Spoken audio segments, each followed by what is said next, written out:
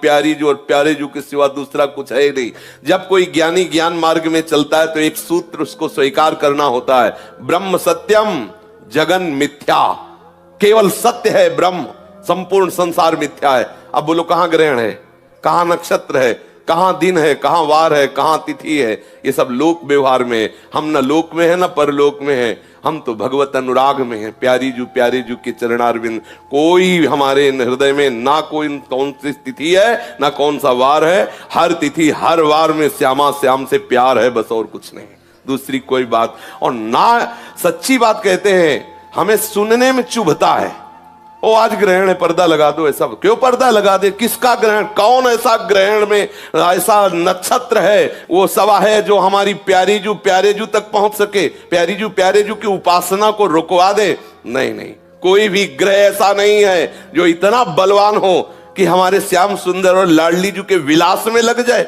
ऐसा है किसी के? अरे कुछ नहीं। हरिवंश महाप्रभु ने 2 उसमें कहा है, जब आप स्फुटवाणी को पढ़ो तो स्फुटवाणी में लिखा है ना, द्वादश चंद कृत स्थल मंगल बुद्ध विरुद्ध सुर गुरु बंको यदि दशम भवन भृगु सुत मंद सुकेतु जन्म के अंक अष्टम राहु चतुर्थ दिवामणि तो हरिवंश करत न संको जो पे कृष्ण चरण मन अर्पित तो करी है का नवग्रह रंक। ए बेचारे गरीब नवग्रह क्या कर सकते हैं? रंक बेचारे गरीब नवग्रह क्या कर सकते हैं?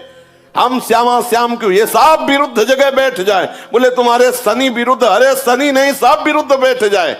ये तो रसोपासना है।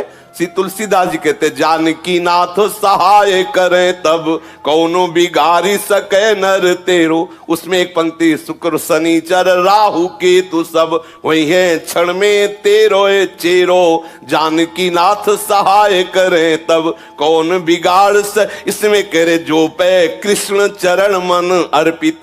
और यहाँ महाप्रभु कृष्ण चरण, और जहां कृष्ण जिन चरणों में अर्पित है हम उनकी उपासना में मगन।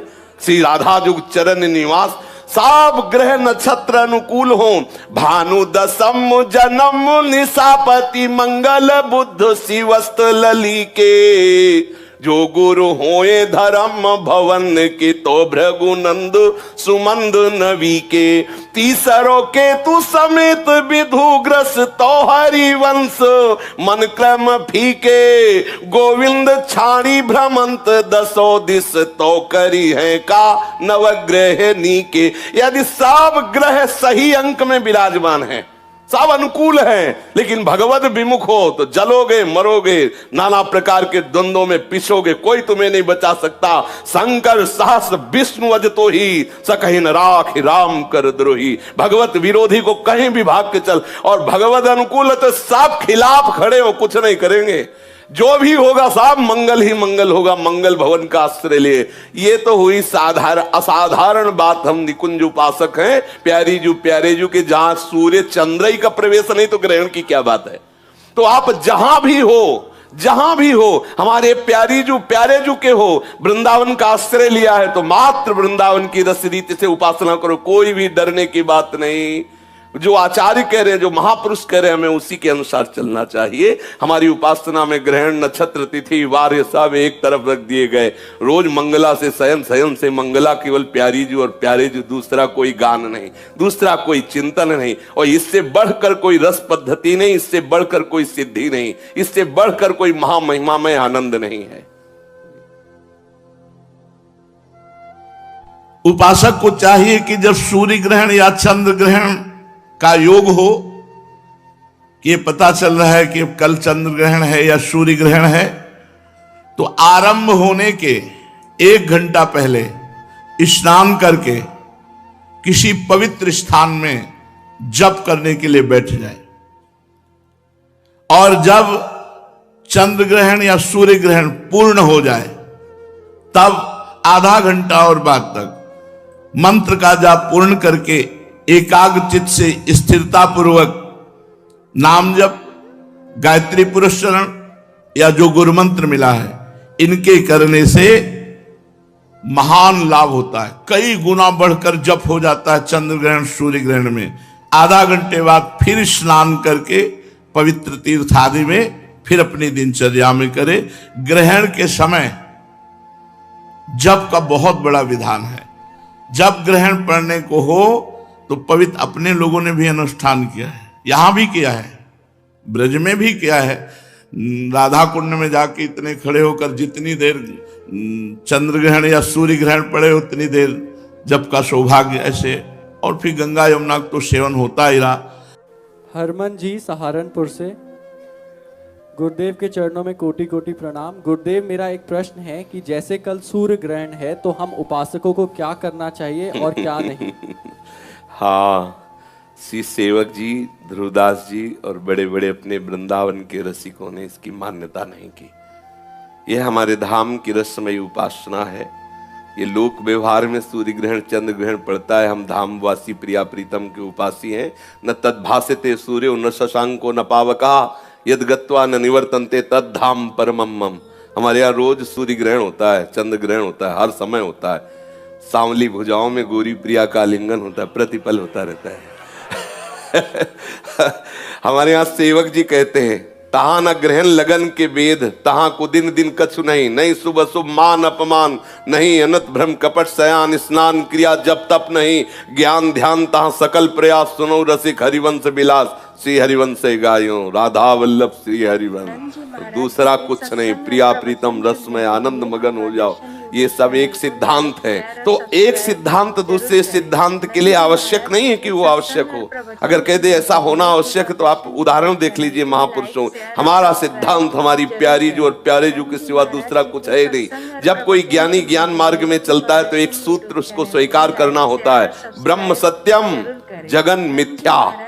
केवल सत्य है ब्रह्म, संपूर्ण संसार मिथ्या है। अब बोलो कहाँ ग्रहण है, कहाँ नक्षत्र है, कहाँ दिन है, कहाँ वार है, कहाँ तिथि है। ये सब लोक व्यवहार में। हम न लोक में है न परलोक में है, हम तो भगवत अनुराग में है। प्यारी जू के चरणारविंद। कोई हमारे हृदय में ना कोई कौन सी तिथि है ना कौन सा वार है। हर तिथि हर वार में श्यामा श्याम से प्यार है, बस और कुछ नहीं, दूसरी कोई बात। और ना सच्ची बात कहते हैं, हमें सुनने में चुभता है। ओ आज ग्रहण है, पर्दा लगा दो। ऐसा क्यों पर्दा लगा दे? किसका ग्रहण? कौन ऐसा ग्रहण में ऐसा नक्षत्र है वो सवा है जो हमारी प्यारे जू तक पहुंच सके, प्यारे जू की उपासना को रुकवा दे? नहीं नहीं, कोई भी ग्रह ऐसा नहीं है जो इतना बलवान हो कि हमारे श्याम सुंदर और लाडली जू के विलास में लग जाए।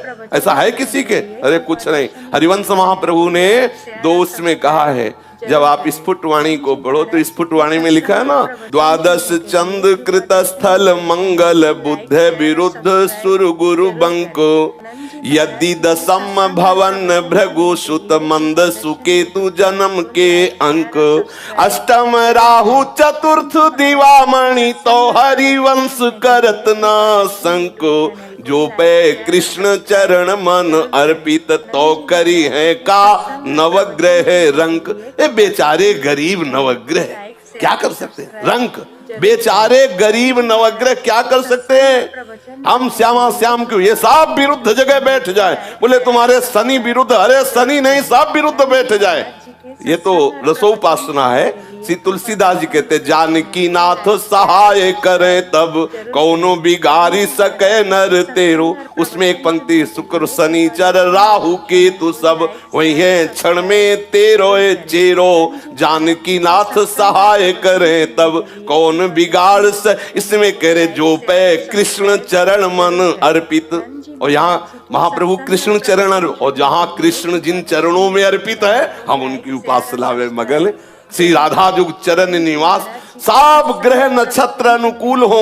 भानु दशम जन्म निशापति मंगल बुद्ध शिवस्त लली के जो गुरु होए धर्म भवन के तो भृगुनंद सुमंद नवी के।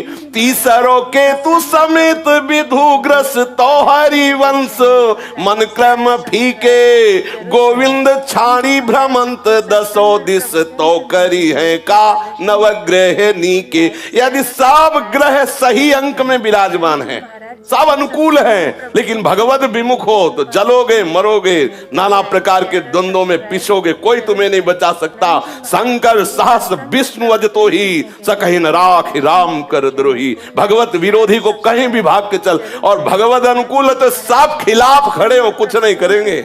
जो भी होगा सब मंगल ही मंगल होगा, मंगल भवन का आश्रय लिए।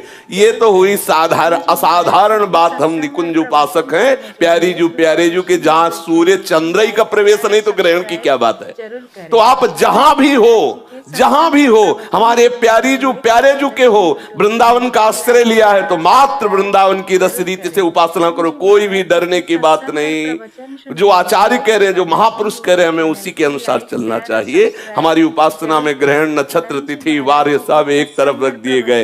रोज मंगला से शयन से मंगला, केवल प्यारी जू और प्यारे जू, दूसरा कोई गान नहीं, दूसरा कोई चिंतन नहीं, और इससे बढ़कर कोई रस पद्धति नहीं, इससे बढ़कर कोई सिद्धि नहीं, इससे बढ़कर कोई महामहिमामय आनंद नहीं है। थोड़ा ब्रह्म मुहूर्त में उठना चाहिए। देखो, यदि जीवन को सार्थक करना है तो जिसके शैया में लेटे हुए सूर्य भगवान का उदय हो जाता है, उसकी आयु, बुद्धि, श्री, तेज, बहुत सी बातें नष्ट हो जाती हैं। अगर आपको जीवन में चाहे लौकिक उन्नति प्राप्त करनी हो या पारलौकिक, प्रातःकालीन कम से कम सूर्य उदय होने के 2 घड़ी पहले, 24 दूनी 48 मिनट, अभी सूर्य उदय होने में 48 मिनट हैं, आपने सैया छोड़ दिया, इसके आगे सूर्य उदय होने के 48 मिनट पहले आप सैया से हट जाएं। अगर आप रात्रि में जगे हैं तो सूर्य उदय होने के 48 मिनट बाद फिर आप सो जाएं।